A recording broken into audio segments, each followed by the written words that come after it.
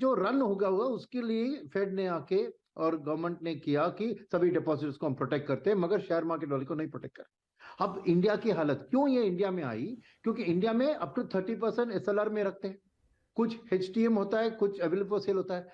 अगर ऐसी स्थिति इंडिया में आ गई, यहां पे भी आपको इंटरेस्ट रेट जबरदस्त बढ़े हैं, क्या इंडियन बैंक्स का रिस्क मैनेजमेंट में वो इस जो लिक्विडिटी को रखते हैं वो short term available for sale in long term, held to maturity long term, उसको सही तरह से करें या नहीं करिया है, ये किसी ने स्टडी नहीं किया जनरली। तो एक इनिशियल पैनिक रिएक्शन के कारण सभी banking and financial services stocks के ऊपर ये दबाव आ गया था, बस वही बात है। पर मेरे ख्याल में क्योंकि we are much better risk management, RBI की जो एसएलआर की रिक्वायरमेंट जो मॉनिटर करते हैं, स्ट्रिक्ट रूल्स है कितना एचटीएम में डालें, कितना एएफएस यानी अवेलेबल फॉर सेल में डालें, तो मेरे ख्याल में इंडियन बैंक में रियली कोई रिस्क नहीं है इसका कि ये रेट हाइक के कारण सडनली उनको नुकसान आए। और ज्यादातर यहाँ पे बैंक को गवर्नमेंट का सपोर्ट भी हाजिर है।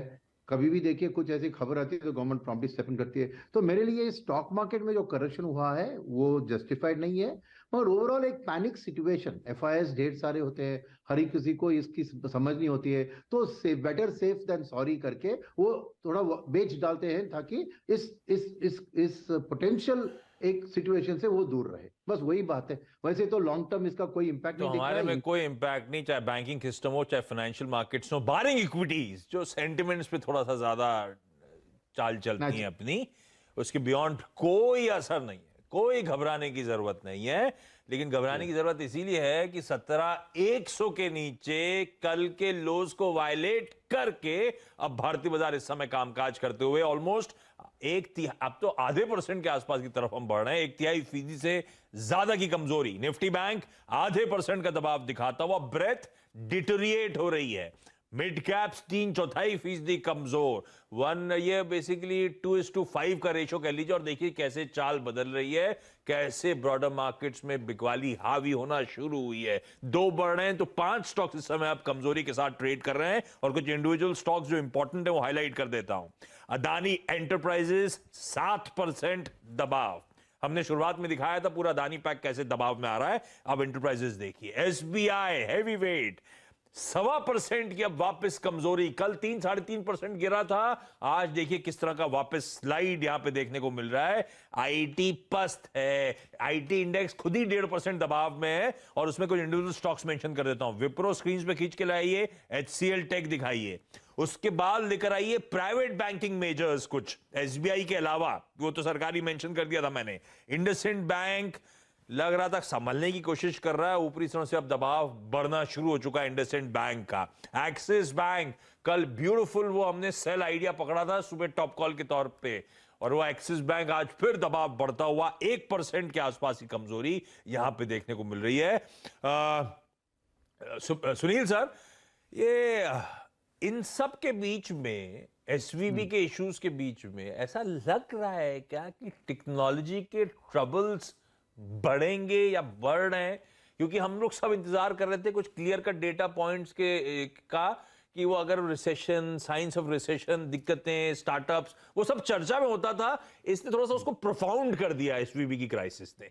तो टेक्नोलॉजी के ट्रबल्स क्या बढ़ने की तैयारी हो रही है? और इस समय सबसे बड़ा डिबेट मेरे जहन में, बैंक्स इस करेक्शन के बीच में जहां कोई इशू नहीं है वर्सेस आईटी जहां पे अब कुछ लग रहा है दिक्कतें। प्रिफर्ड अगर मुझे किसी में ईटीएफ करना हो, सब कहते हैं ईटीएफ के थ्रू एक्यूमुलेट कर लो बाजार को, किसका शुरू करूं, बैंक का कि आईटी का? मैं कहूंगा बैंक का, क्योंकि एक बैंक इंटरनेशनल एक्सपोजर से इंसुलेटेड है। जैसे यूएस की रिसेशन हो या ना हो, इंडियन बैंकिंग सिस्टम की लेंडिंग में या डिपॉजिट मोबिलाइजेशन में कोई असर नहीं आने वाला है। तो fundamental business model of banks domestically linked है।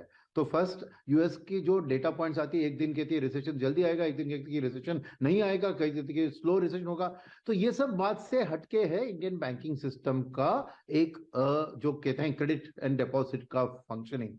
तो मेरे लिए जो भी करेक्शन बैंकिंग सिस्टम में आ रहा है, ये अच्छे क्वालिटी बैंक को खरीदने का एक बहुत बढ़िया मौका है, क्योंकि आपने रिजल्ट सीजन में भी देखा बैंक्स ने कंसेंसस को आउट परफॉर्म किया, और आने वाले दिन में डोमेस्टिक कैपेक्स साइकिल का भरपूर फायदा उठाने वाली है बैंकिंग। सो मेरे लिए ब्लाइंड बैंकिंग में जो करेक्शन आता है, एक्यूमुलेट कीजिए, नंबर 1।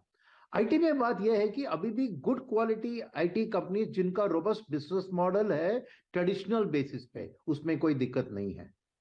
प्रॉब्लम यह है कि ये फिनटेक और नया इंटरनेट ऑफ थिंग्स और जो स्टार्टअप्स आ गए हैं, उधर उधर दिक्कत होती है, क्योंकि उधर एक तरफ फंडिंग का क्रंच है, दूसरी तरफ क्रिप्टो में जो एक्सपोजर लिया उसके कारण क्रंच है।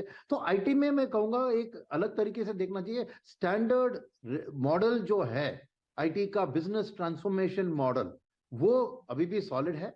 रिसेशन के कारण थोड़ा गिर सकता है, और आईटी में जो दबाव आई थी वो थी कि क्योंकि कोविड के टाइम में बहुत बढ़ गई थी, उसके कारण एक बैक टू नॉर्मल, एक बैक टू मीन का करेक्शन हो रहा है।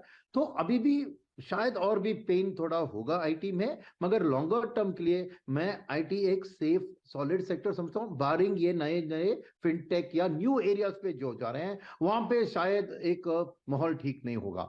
मगर सॉलिड रेगुलर आईटी कंपनीज में मैं कहूंगा कि स्टॉक स्पेसिफिक आप गुड क्वालिटी कंपनीज को अभी भी अक्यूमुलेट कर सकते हैं, एक लॉन्ग टर्म तोड़कर व्यू लेकर। ईटीएफ लेना है तो वो बैंकिंग का, आईटी में नहीं। आईटी में कुछ इंडिविजुअल स्टॉक जो फंडामेंटली ज्यादा स्ट्रांग दिखते हैं, उनमें चाहे तो एक्यूमुलेशन ज्यादा से ज्यादा करिए। लेकिन दिखाइए जरा बाजार स्क्रीन पे, वीरो देख रहे हैं क्या प्रेशर माउंट हुआ है? देख रहे हैं।